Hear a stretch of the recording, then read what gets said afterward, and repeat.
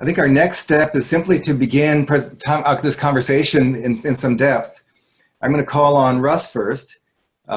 He's a consultant and author in Louisville, Kentucky, and he's going to talk to us about some of his experiences. So Russ, why don't you just take it away?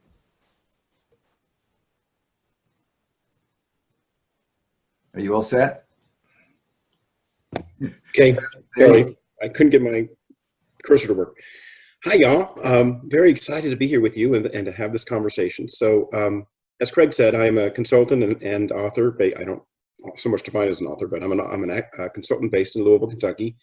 Been doing grassroots community-based organizing for a number of years, both here in Louisville and around the country. And kind of our response to the Me Too movement locally was some conversations that started last fall, some kind of sort of based around the notion that one of the messages from the Me Too movement was that sexual harassment, sexual violence, sexual assault is actually a normative experience for women. It's normal. And that started us having conversations of that, well, if it's normal for women and men are part of the same community, then it kind of has to be normal for men too. And what does that mean for us if our harassing behaviors are in fact normal? And starting to do some work to shift the conversation from men who harass, men who assault being somewhat unnormal to the fact that they are in fact normal. And what does that mean in terms of how we do what we do? That led to us having a first step was organizing a men's panel that we did in March of men responding to the Me Too movement. We were able to get a city council member, a school board member. We had a Southern Baptist minister who is also the dean of students of a seminary here locally. We had a Title IX coordinator from a different university, and then a theology professor. The context here in Louisville is we are, the metro area is about 82% white based on the latest census. And that being said, we wanted to make sure we had a fairly representative, fairly mixed race panel. So we had, it was majority white, but we also had an African American and an Asian man who were on the panel. Leading up to it, we actually had to move the location twice because of the size. We had a bigger interest than we had expected. And then the night of, fewer people showed up than had indicated interest. So, you know, there you go. But it was a very rich conversation. We ran over in terms of the conversation. It was mostly women who showed up, which is probably not a surprise. It was not a surprise to us. But a very, very detailed conversation. It was never the intention for us to do a one-off men's panel, you know, yay us. Kind of thing. I, as an organizer and as an activist, I'm pretty skeptical of one-off type presentations. I'm not sure what the effect is. So we were doing this thinking that it might lead to a model of having other panel discussions for other kind of subsectors of sub-communities within Metro Louisville. But as we got closer to the panel, the idea emerged that rather than having more panels, which might still happen, what might be more fruitful and what we're currently doing is having community conversations. Sounds like maybe similar, Amanda, to what you're doing around the focus groups, having conversations around Louisville around what is men's role in preventing sexual harassment, sexual violence in Louisville. That is with men, that is with women, it is with mixed gender conversations. We are collecting that data. We're also going to be collecting some resources and some materials from the Global Men Engaged Alliance and what other folks are telling us about what is men's role in stopping this, in preventing this. And then that will be a report that we're going to release hopefully by the end of the year.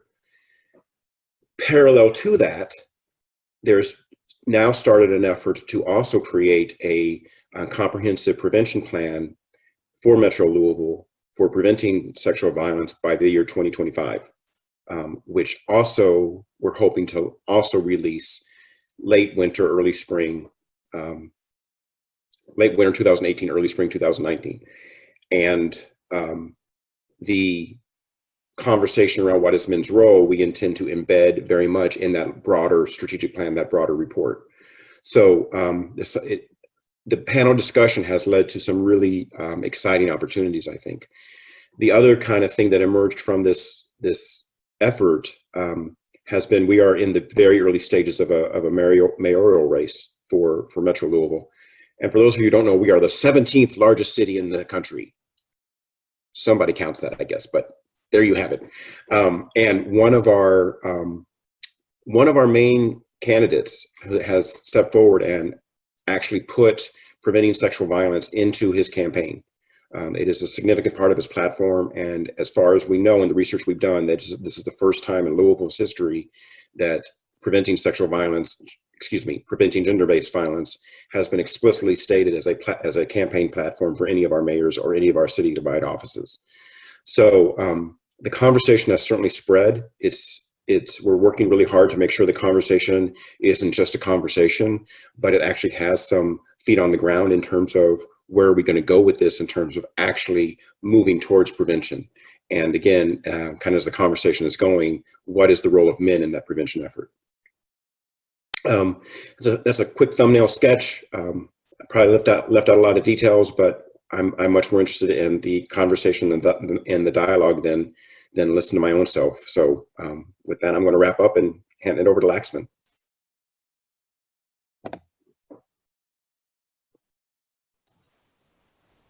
That's terrific. Thanks, Russ. Laxmi, do you want to jump in? Sure. Yeah, thanks, Russ. That was amazing. Yeah, I think what I'll be talking about is what I have been part of several discussions in various regions, including in the DC area in particular, and share my experiences of what's the conversations going on, and also what we are doing from Meninges Global Alliance in order to help, reflect on what does it mean for us as an organization, as a network as well, of where we stand in terms of how do we respond to this situation in a very systematic and systemic approach to understanding and uprooting this problem. So, as I said, my name is Laxmi. I work at the Global Secretariat of Meninges, and I originally come from Nepal, and I have been part of Meninges since the foundation of it, and have been part of creating a Meninges network in Nepal, as well as coordinating the regional network in South Asia for 5 years. Have been part of Meninges Europe for a while I was in Sweden, so I was lucky to work with friends like Vidar and organizations. And so I think in general, the response to Me Too has been very diverse among various sectors and various groups of boys and men globally, as well as what I can see here in Washington, DC area. In response, there has been, a huge realization among boys and men that it's a problem, and that they have been ignoring this for a while. So it sort of was a reflection that somebody in one of the discussions was saying that it's not that women have not been talking about this. Women have been, as Ross said, it's normal for women and girls out there. But actually, it was so normal for boys and men out there that they weren't seeing it as a problem. They were just there, they were simply ignoring the voices of women and girls who have been raising their voices. But I think what Me Too really helped to amplify those voices which were there in a much more broad aspect, to bring, the structural matters and the realization that just having policy framework would not help. It's about the culture that we are, and the culture where men and boys are brought up in this type of system where things are normalized in a particular way, and the behaviors and attitudes are normalized in those processes. In terms of who have really got into this debate are the people who have already been involved somehow or have heard some of about this initiative. But largely, again, there is a huge group which is still not even touched with this discourse. By that, what I mean was the people who are leading the organizations, the institutions are still not yet in the discourse. But again, it varies from country to country. For example, Vidar, as in Sweden, it has really made an outcry there, and people are really raising their ears. But in countries, for example, in Africa, for example, in South Asia, or even in the DC area that I'm observing, a lot of men tend to not still engage in this. And there is still a space whereby we have not been able to reach out to this unapproached or unapproachable group of men and boys. And still a lot of discussions are happening within the feminist groups. That includes very minority number of men. If I divide that by the age range, the more people who are attracted towards these discussions and are willing to do something are the younger people. So young generations are really up, and I can say that from my own experiences is I have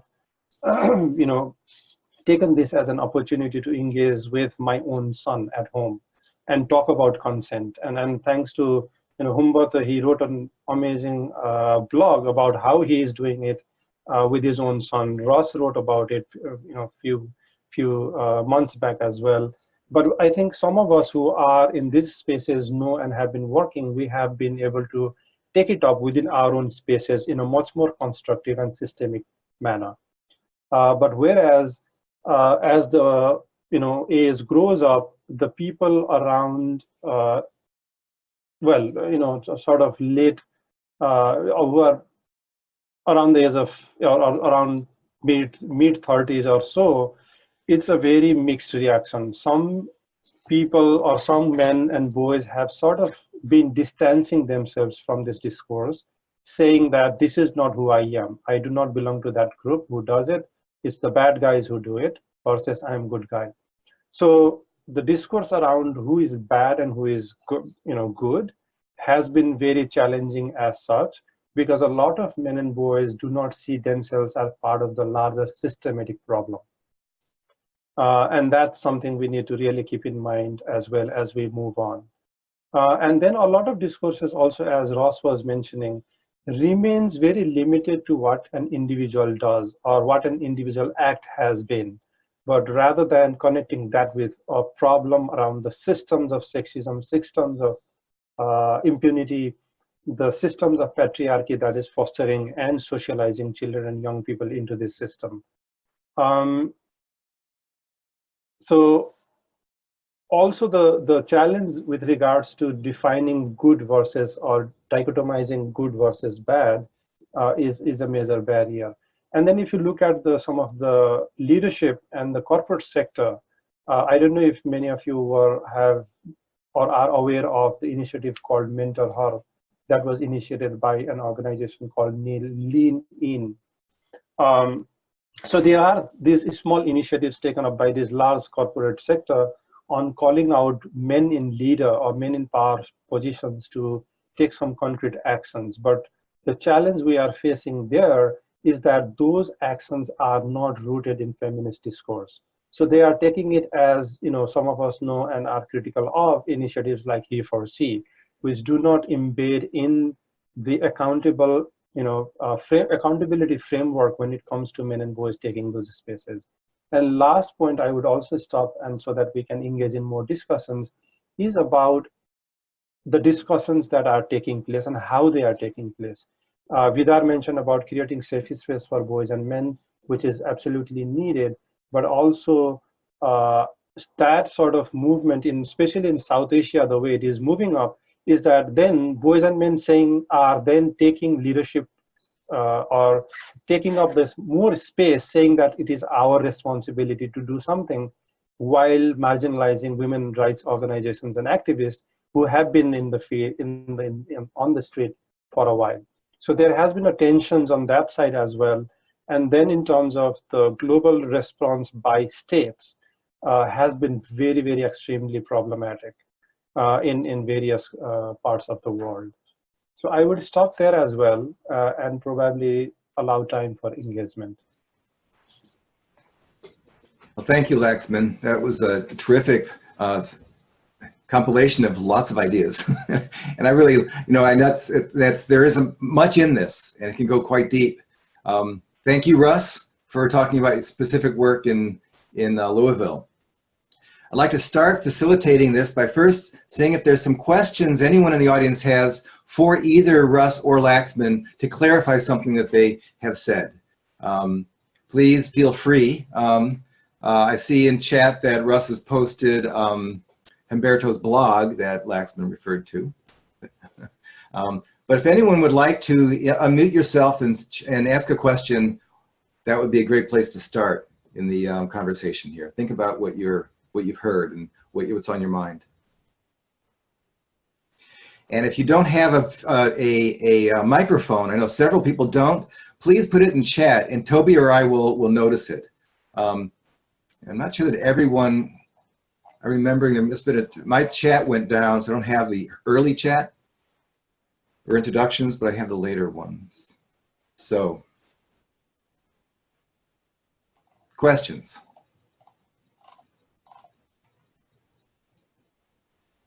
And comments, let's go to comments. I mean to. Criticisms? Criticisms. Yeah, disagree. I have a question. Sure, Chuck. Why is Sweden specifically more active than other parts of the country?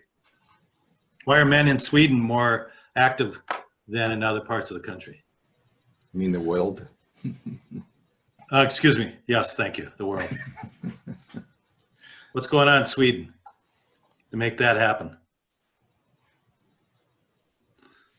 Well, I think we had we've been talking, there was a campaign a couple of years ago in Sweden where there was a public discussion around sort of sexual consent, and so I think the ground was what is it? I don't know the expression in English, but it was kind of, we discussed these questions in public before, so I think that was one of the reasons. Mm-hmm. I don't know if you, Vidar, have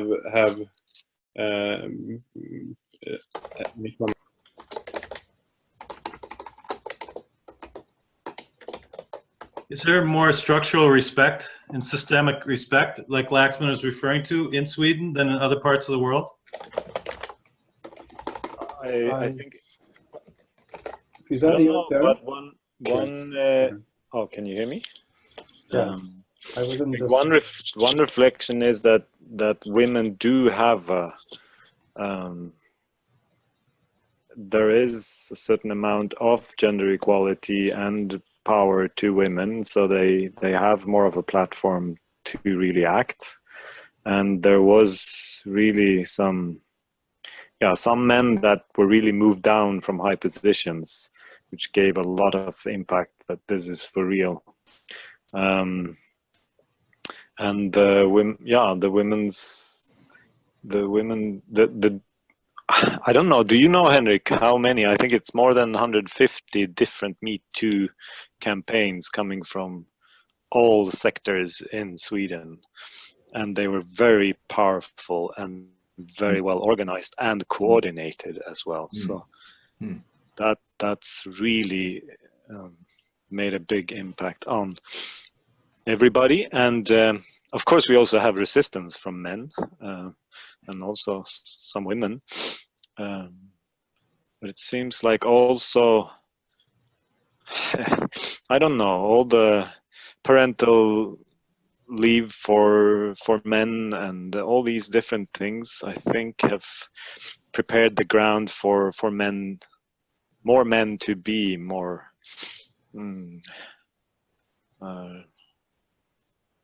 aware or listening or ready. Even if many of the 1,000 men that became new members were really new into these questions. It was not just all the feminist men who were already out there, but many of them were totally new to this as well. Yeah, I don't know if that answered the questions fully, but a little reflection. Thanks for trying. Opportunity. Henrik, you put your hand up. Do you want to add a little more? Yeah, I think I think one of the things that made the Me Too movement so big in Sweden was that, as Vidar mentioned, so we had these kind of work-related, very specific work-related Me Too calls, if you say. So we had the doctors, the women doctors, and we had the women lawyers, and the opera singers, and there was so many specifics. And there was they also organized themselves together. So they very strategically released these sort of big calls, or what's the word for it? So we had them during several months. So they really used the media attention to get lots of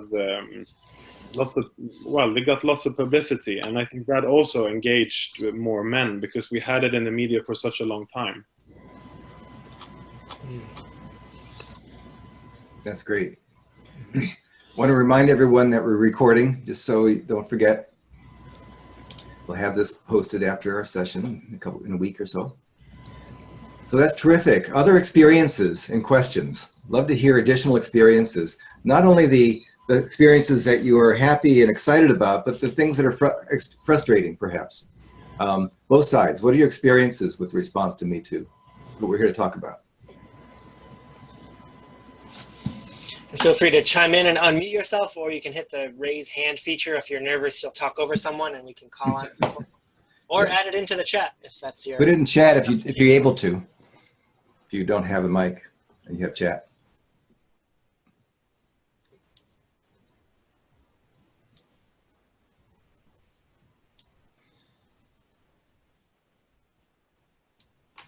While we're on that, can I ask a question, Craig? Does that feel okay? Sure. Mm-hmm. I'm curious, from folks who have been around for a minute, or anyone, I guess, really, thinking about accountability and the way that our culture currently at least threatens to respond to harm that is caused is with disposing of someone, right? You did something bad, now Matt Lauer, you're fired, get away from everything, right? Henry Weinstein, get out of here. Aziz Ansari, you can't have a show anymore. And I'm wondering where y'all see the benefit in a threat like that versus the harm that's caused in stopping people from stepping up. Right now, I don't feel a big incentive to come out and say, hey, I've done a thing, because now I'm scared of being disposed of as well. And where do y'all see the movement or the work around, whether it's transformative justice as a term or just something else that allows people a space to publicly name that they have something to be accountable for and work through without that fear? Or is that fear necessary and beneficial?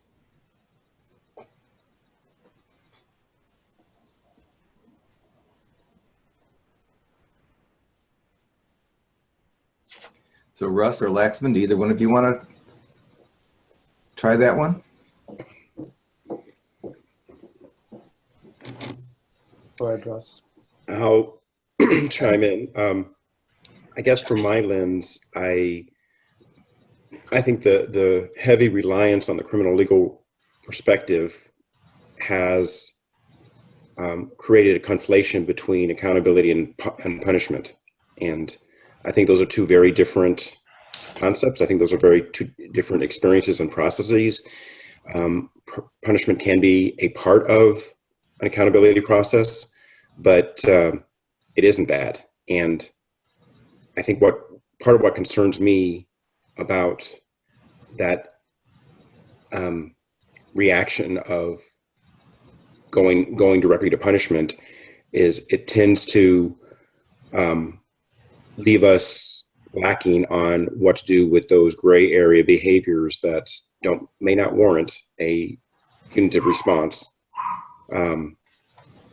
But what do we do about it then? So I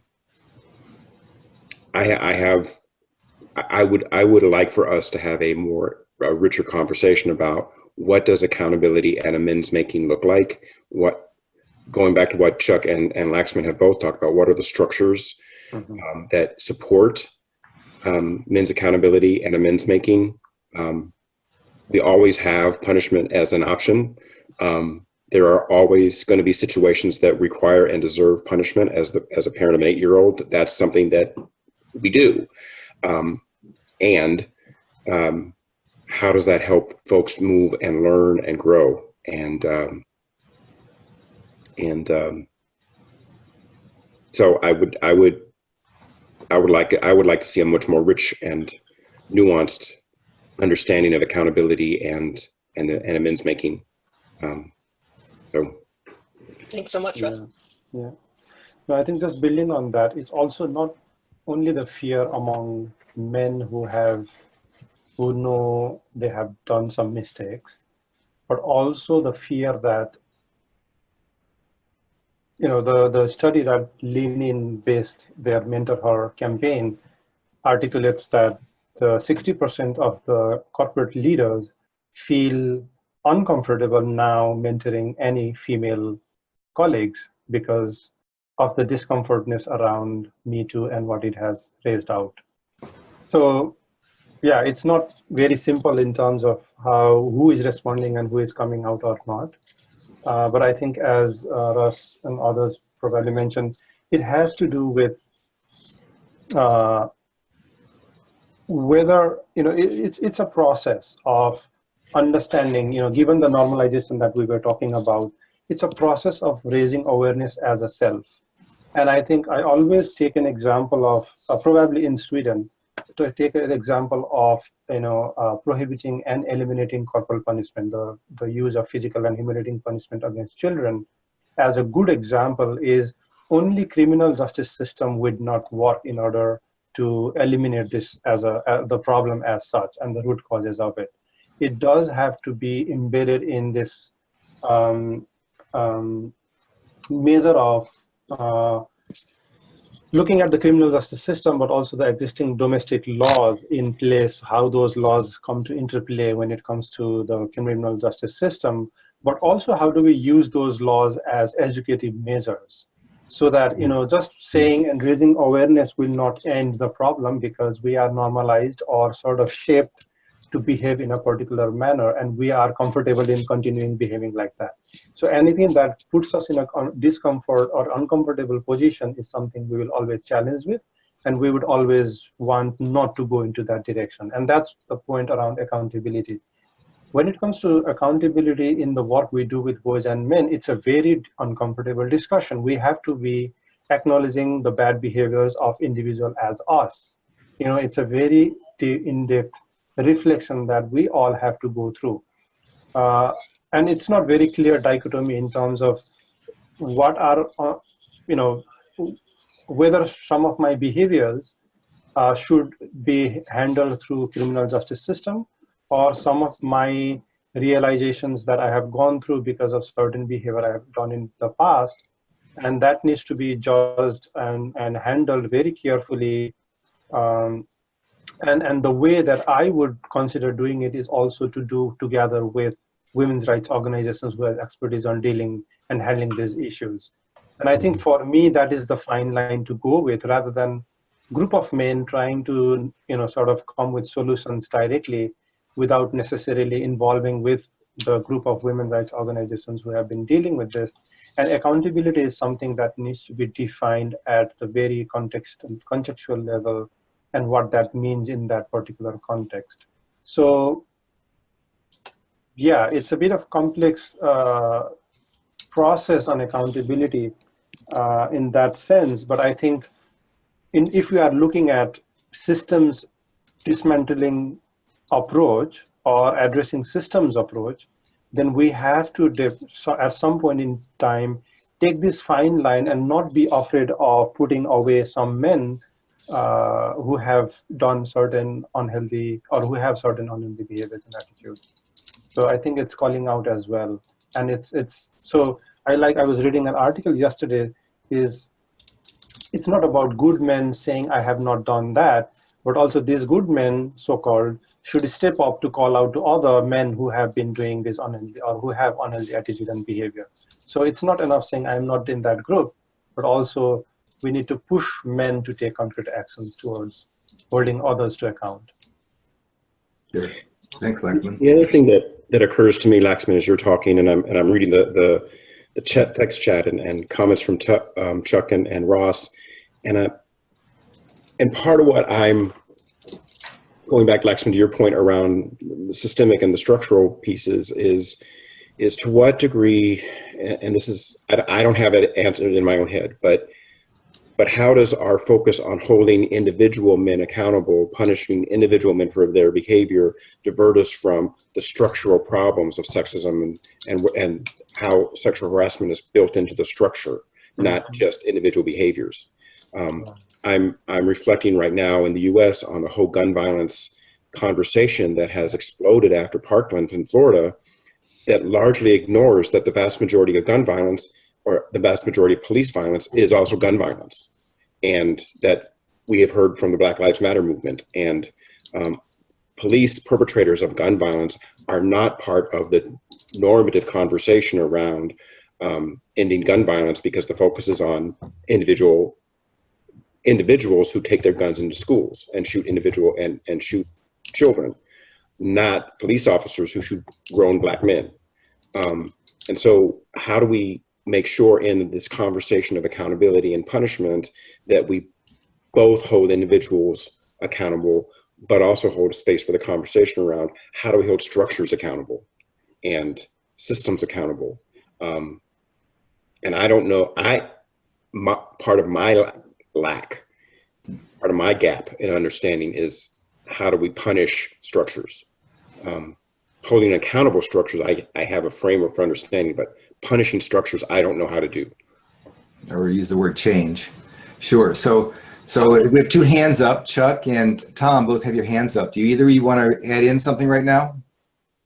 Chuck or?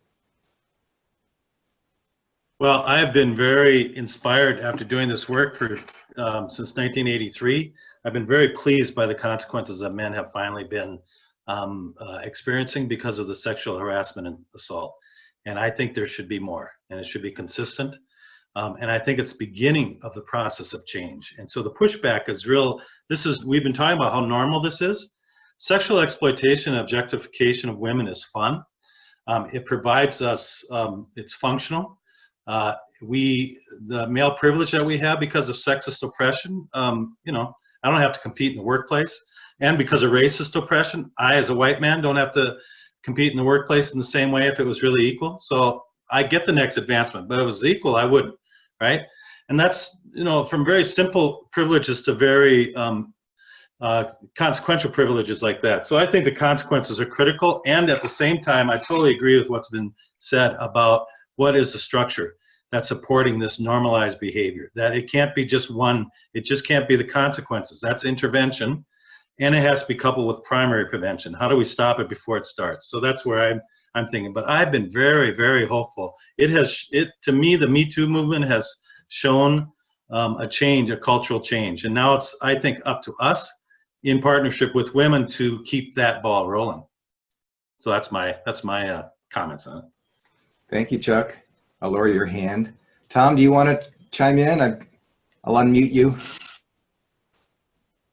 I guess just to add a very quick case study I think that I've shared recently that seems very relevant is that when I was speaking to a restorative justice researcher and practitioner in the US, he said he read out Louis C.K.'s apology and asked the group as to whether or not they saw this as taking accountability and responsibility. And he said the stand on the line on the spectrum on the right-hand side is, yes, he's done a good job. And the left-hand side is, no, I'm in disagreement. He did not take on responsibility.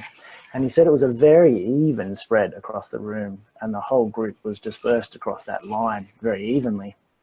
So that was just an illustration of the really individualized nature of accountability that he saw in a very real sense, in that accountability, you know, is one of those terms, it's one of those words, it's like justice. It has such an individualized loading to it. So I guess I'd be really interested to speak to yourself, Russ, or Vida, and some of these men who are holding these groups and these focus groups as to whether or not a discussion around accountability is you know, a big part of the Me Too conversation at the moment too, because it feels like we're tiptoeing into it myself with other men, that is a critical part of having a conversation in Australia. So I just wanted to share that anecdote, I guess. Thanks, Tom. Absolutely. Thanks. Sure. Let's hear more about what you've heard talked about in discussion groups. Humberto, is that your hand up? No. You want to say something? Yeah, I do. Just wanted to also share that when it comes to accountability, we also need to accept that a lot of survivors tried to hold their abusers accountable before they went public, and they made tremendous efforts to get those men to acknowledge the harm and the hurt that they committed, and that in many cases the survivors had no choice but to go public with their stories because they were getting no justice. And I think we need to remember that.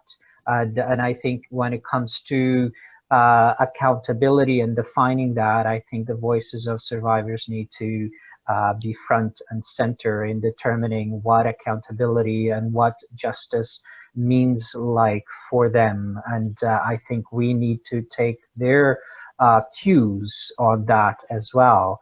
And the other thing that I wanted to mention is that a lot of men lost their jobs because companies and organizations have clear policies around those kinds of behaviors. And you know, let's not blame the survivors. It is ultimately, it's the responsibility of those who committed the harm, and it is the responsibility of their employers and the organizations that they're affiliated with to carry out whatever is in their policies, and good for them for having strong zero tolerance policies around these behaviors. Having said all of this, I do agree that we need to look at other models of seeking justice, but I think that needs to be done in very close partnership with survivors and their advocating organizations. Thanks, Oberto. Good point. So response or other experiences. Alan, I see you on the screen. We haven't said hello to you yet. You want to share something? Sorry I'm late. I was in Cedar Rapids and just got back into town. I knew I was going to miss the first part of this conversation. I was just mindful of a session we did in one of our classrooms here at UNI at the university last week, and one of the young men spoke out against just the fictitiousness, if you will, of rape culture and the whole Me Too being just a total scam, if you will. And I could hear the gasp of other students in the room as we were discussing. So here, you know, it's all ages. I mean, there's work to be done everywhere for sure. But the accountability piece, and so in that moment with that young man, who, you know, so he took it, he shared it out loud. He went after, he spoke his thoughts related to this whole broad discussion around sexual assault, sexual harassment, rape culture, and I turned it over to his classmates, and there was they shared some stories and they shared some examples.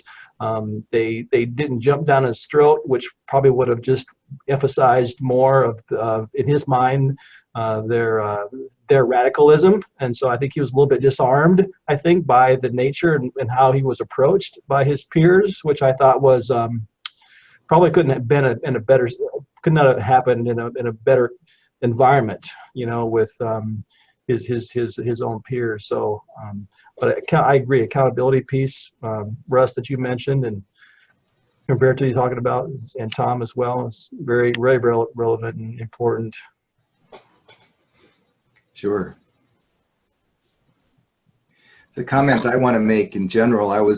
When Me Too first came out, Harvey Weinstein was being confronted, and the response was the breathtaking aspect of quickly bringing firing and removing leaders from these organizations, but particularly the entertainment industry. And then it went on to other industries. That the breathtaking nature of the responses I felt was new. I think I'm sort of sharing that with you, Chuck, in that sense that that something has changed in the last 10 years to come to the point where this new outcry by survivors, male and female, more female than male, to say that this is really still going on, and it's horrible. It's a horrible aspect to living, and it needs to stop. and that's been said over, I don't want to, I remember hearing that from folks many, many, many years ago, 40 years ago, that was the statement. How is it any different now? What's changed? So the work of everyone here in the room, I think, has credited, I can credit all of us with some progress made. The women's movement, the men's pro-feminist movement, there's progress made, that there's moved into policy, that it's the social norm has changed, that this can't stand any longer. So I just want to say that, I want to say that that's a hopeful reality, and that I'm hoping that everyone can take that in and then help move it forward. The men who are, I guess, Laxmi, you mentioned, the executives who are afraid to mentor, the male executives who are afraid to mentor women because they might get in trouble. That's good. You know, they got to think about what they're doing. So it's a reason to celebrate an aspect of this reality, and that you know, that it brings some men into the room for a conversation, a new kind of conversation, I think is really valuable. I just want to make that point. So Laxmi, get your hand up. Go ahead. Yeah, so no, I think, you know, that is the point. You know, it's not about, well, rather it's all about how we understand accountability in a particular context. You know, Tom, your case is very typical as well in this sense is, and then, you know, for the fact that we realize the men who have been accused have stepped down from their positions, but then have not legally been prosecuted. So which is a fact, and that's the flaw, and that's the reason why some of the transformations that we talk about at the systems level do not work, is because of the lack of proper implementation and the willingness of those who are supposed to be implement those properly in line that provides justice and maintains human rights and dignity. So I think, you know, our typical case also is from the deputy director of UNICEF who stepped down, who used to work with Save the Children, and he resigned, but then nothing has really have happened in back his home in UK. So what exactly are we talking about? Are we saying these men taking these steps whereby, or these privileged men, I would rather say, taking step of resigning from their positions, but then not taking further steps? So are we just looking at these men stepping down only, or are we talking about these men being held accountable to have gone through a certain process, whether it be a criminal justice process, whether it be an awareness or a reflection process? And that's where the accountability comes in. We as group of men have not been able to help these men and go and talk with these men who have stepped out, and we thought that's enough, but actually these are getting into other spaces, continuing with the same behavior and getting out of it. Mm-hmm. So I think that's where accountability becomes very, very important for us folks, you know, male identified or people who are working with engaging boys and men work, is where are we in this field in terms of holding these men to account? And that's where I think for me, accountability lies is, are we listening? For example, a big example that I'm frightening myself as a father of a young child of 10 years is what's happening with Trump. You know, are we listening to the actress who come out recently and what she's saying? Are we hearing her voice, or are we just, you know, being ruffled around all the nuances or this big fuss that Trump keeps on raising about Russia or other? But actually, you know, even though there is huge media coverage, and that's where I think I become slightly unhappy, even if there is a huge, unlike Sweden, you know, where there is a huge uprise of media is, and that really works out with the general public. But in other part of the world, including the US, it doesn't apparently work. It's even if it's out there, you know, media has been covering it very well, but there is lack of sense of accountability of those institutions and leaders who should really step up to hold these individual men to account. So I think that's where, and that's the complexity around accountability. And are we listening to, and I think, you know, that's where, you know, Oberto, I absolutely agree. Are we agreeing to first accept and believe what women are saying out there? I think that is the primary step. Do we as individuals who are in this field, do we accept to say that we trust you, we believe you, what you are saying? I think that's a beginning, you know. Thank you, Laxman. So you have a hand up. I only have SVPC on your screen. Let me take your unmuted. Now you're on. Oh, yeah. Oh, okay. Yeah. Sorry, it's Jamal. Like I said. Jamal, hi, Jamal. Hi. Okay. Thank you. So I kind of have a dual question, but since we're talking about accountability, I'm really wondering what messages of accountability are being provided, one, and then two, are we nuancing what accountability looks like when we do have discussions? Because it's one thing that accountability, like I hold very little consequence if I say, you know what, I have actually harassed someone, right? As opposed to I'm currently sexually harassing this person, right? So those are two different things. And so how do we then nuance our messaging in order to hold individuals accountable and then move toward action where behaviors change? Yeah. Yeah, good question. Response? Yeah, thanks. That's a very interesting question. And again, I always go back to what does it entail to change behavior? And it's not, there is no simple answer to it either. And which comes first, on behavior change or attitudinal change or, the structural change? Probably, with my own experience on working with this sector is everything have to go parallel, whichever fits in that particular context. And what the opportunities arise. And it should be a culmination of everything. We can't just say that we will focus on this, but to make it practical also, that we are focusing on a particular area, given the context, given the need at that felt need at that point in time, but that needs to be well strategized in a long term that can then connect with all these levels of socio-ecological approach if we are really looking at sustainable behavior change or the norm change or transformation that we are looking at, systemic transformation that we are looking at. Yeah, that's a short, not very clear contribution. Thanks, Laxman. We're moving into our final 5 minutes. So I'd like to see the hands of folks who have final closing comments. I see Chuck's hand is up. And if those who are on don't have microphones want to type in the chat, we'll do our best to include those in closing comments. But what this, looking forward to thinking about theory, some theory was raised, which I think is really good, but what we think we can get done. This is important. I think one is reacting to these circumstances, but then it's how do we take advantage of this to move a few needles forward, a few pieces forward? So Chuck, go ahead.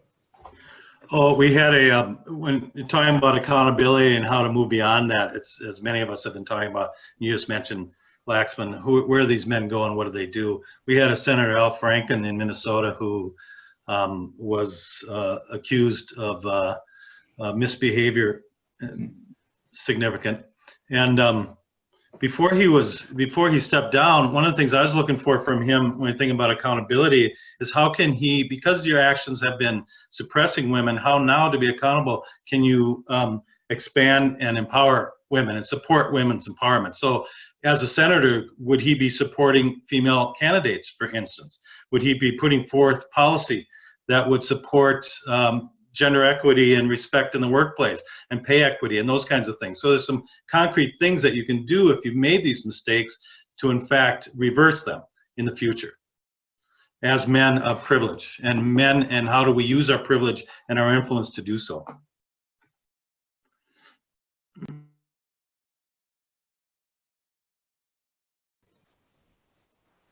If I can jump in real quick. Sure. I don't want to if there's other people who have their hands up. So, Craig, I'm looking to you. Go ahead. You go ahead. You're good. Okay, Chuck, I wanted to respond to that, and Jamal, is that your name? I think this might also tie back to your point, one of your points. And that's this notion that just losing their job or stepping down from their position, that's an act of being accountable. And I'm not sure that is. That may be punishment, but accountability is deeper than that. You know, my making amends for doing what I did is more than saying, okay, I did something bad, let me step out of the limelight or, you know, take a smack on the hand. It's actually doing something to make those amends. Chuck, as you were suggesting around what can people do once it's not just losing a job. And I think this, again, this conflation between punishment and accountability leads us to think, okay, well, they've been accountable, he lost his job. I don't know that I don't agree that that's being accountable. Okay, he lost his job, but where's the accountability for that? Sure, it's an excellent question to think about. Let's see, is a user who has raised their hand. Go ahead and speak up. I don't know why my computer doesn't show my name, but oh, it doesn't. I'm sorry. That's okay. I was just, as I was listening, one of the things that I've been asked to do a fair amount of talks around here on Me Too, and like very commonly the question, right, is about like, should we be worried about men losing their jobs and why that type of piece being angry. And one of the things that we've been sharing from my program is really trying to get people thinking about, if you're angry now, and you're angry now because you think people are losing their jobs unfairly, why weren't you angry before when survivors were being mistreated in the workplace, having to leave their jobs, not being promoted, all of those pieces? And if your anger has only come forward, or your discomfort with this process, if it's only come forward now, then your understanding of the system has to be rooted in oppression and in a disbelief of survivors, and not one where you're prioritizing the needs and beliefs of survivors. And so, like, really trying to get people to lean into that thinking around, why are you upset now? Because people were losing their jobs before, and those people were survivors. Sure. And that idea. Yeah. Tell us your name. TK. Oh, PK. Okay. Thank you very much for your comment. So I think we're time to close. It's never easy to end something midstream, but it is going on 4:30. We're going to send out an evaluation form best we can to everybody. Look for that in your email. Hope we have your comments, and we'll use that for feedback into our next coming session. So I want to thank everyone. I'll leave the chat open for a while. You all can make closing comments in the chat. I'm going to say farewell to everyone. Sound good? Thanks for everybody. Really appreciate it. Very rich, very important, very meaningful.